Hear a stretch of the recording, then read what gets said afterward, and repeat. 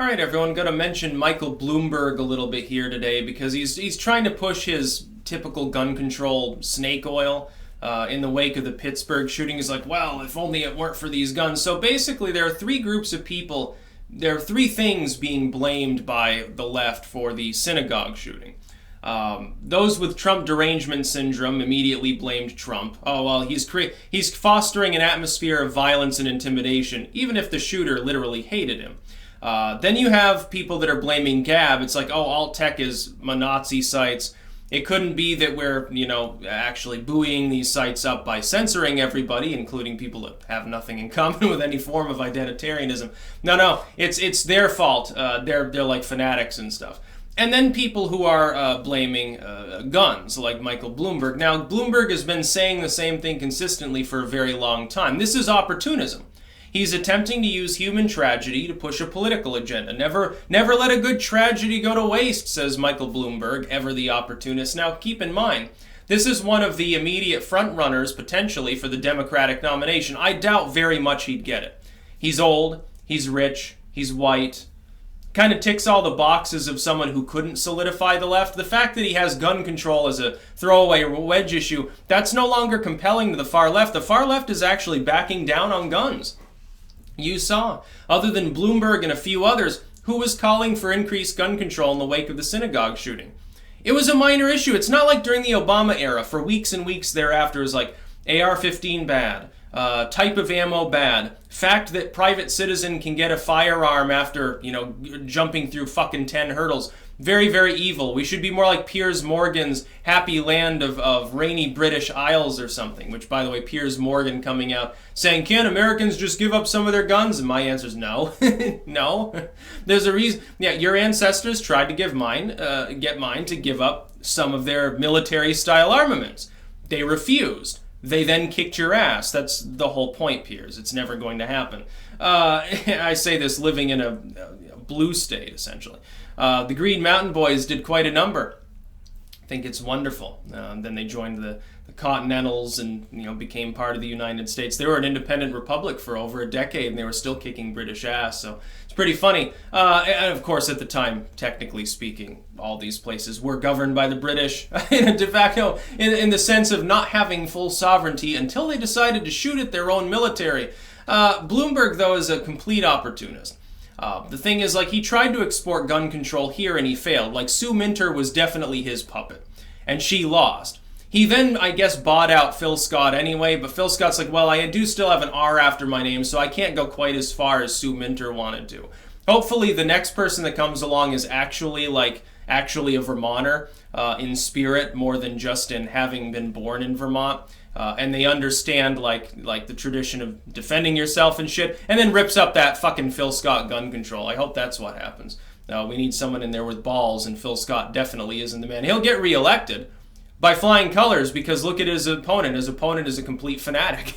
His opponent's like, ban all guns, universal health care that even Shumlin knew we couldn't pay for. By the way, I'm transgendered, therefore you're a bigot if you don't vote for me. Yeah, that's a really great platform, Christine. And then, by the way, I got death threats. I'm sure they came from within Vermont, not from some shit poster across the lake. Yeah, of course they did. That's the whole point. Probably came from Maine. I blame those lobster eaters up there. I'm just joking, of course. By the way, in Maine, it's considered a problem if you put ketchup on baked beans, I guess. I've done that, although baked beans are good enough on their own. But, you add a little bit of ketchup, it's fine. That's apparently considered a grave insult up there or something. It's sort of like if you come here and suggest that you had better maple syrup in Canada. Leave the state immediately. You will be followed. Again, just basically a joke. Bloomberg, though, is a complete opportunist. He doesn't care about dead people. He just wants to use them to push his political line.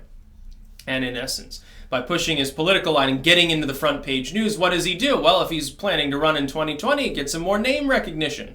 Although he's still fairly low down on the list, like when Democrats were polled, the big three are Joe Biden, Hillary Clinton, and Bernie Sanders. Three people who are totally ineligible. That's more than fucking 2/3 of the party wants those three individuals. If you add Booker and Harris and a couple others, 90% of the Democratic Party wants people to run that I can guarantee either won't run, can't run, or might die on the campaign trail due to advanced age, like Bernie Sanders or Joe Biden.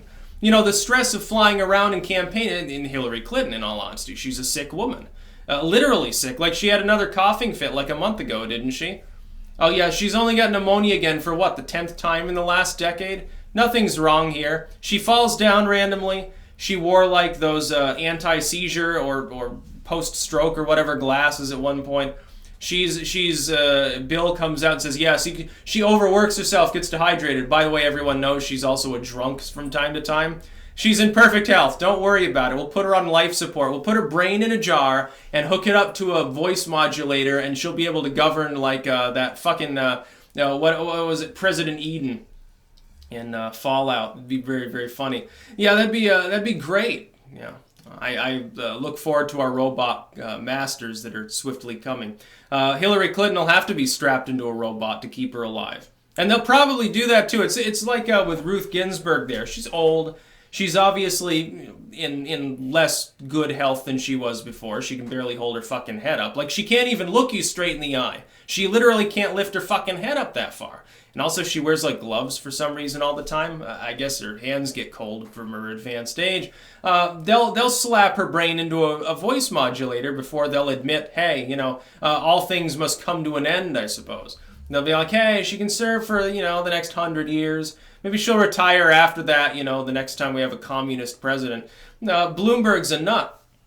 And he's largely a failure too. He's thrown countless tens or hundreds of millions of dollars into gun control initiatives for the last decade, and largely gun control has been ripped apart in many of the places where he's trying to do this. He's a fanatic. He believes that private citizens should not be able to own the right to keep and bear arms. He explicitly is against the Second Amendment in every possible way.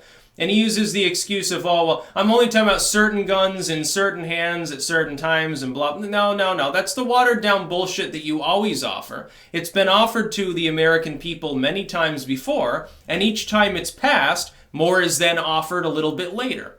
So basically, Bloomberg would say, okay, just ban assault rifles, again, so-called. They would do that. Then he'd say, no, that's not enough. Crime still high. Ban this certain kind of ammo.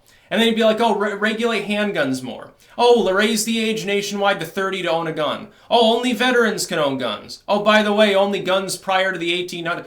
It's a slippery slope, and we have actually seen it. When people try to deny that to be the case, when they say, oh, it's the slippery slope fallacy. No. It's not a fallacy. We've already seen it.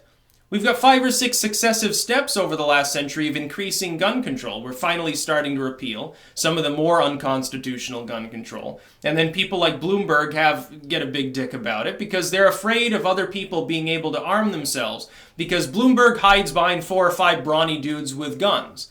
He has armed guards. He's a billionaire. He's extremely rich. Wherever he goes in public, he's got armed guards. His house is guarded by guys with guns. But he doesn't want you to be able to do that. He wants to make it clear for egotistical purposes. These morons want to say, I'm better than you. I can have you killed, essentially, if you fuck with me. You don't have the ability to fight back because you're a slave. You're a serf, a subject. That's basically the point they want to make.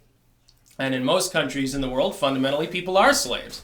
Look, if you don't have the means of self-defense, you're riding on the benevolence of a highly centralized government system to simply innately recognize your human rights. That's a very, very bad decision to make historically. Usually it eventually ends in a purge. It ends in genocide. That's about all. Peace out.